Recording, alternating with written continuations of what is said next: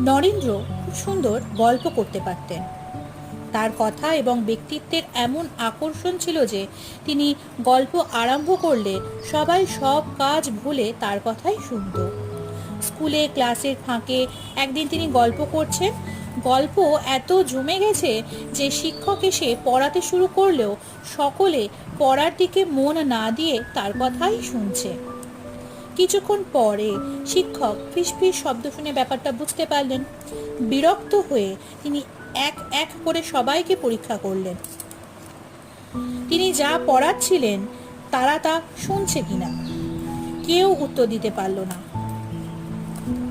কিন্তু নরেন্দ্রের মন ছিল দুমুখো। গল্পের ফাঁকেও তিনি মনের একটা অংশ পড়ার দিকে রেখে দিতেন। তাই শিক্ষক যখন নরেন্দ্রনাথকে পড়া জিজ্ঞাসা করলেন, নরেন্দ্র নির্ভুল উত্তর দিলেন।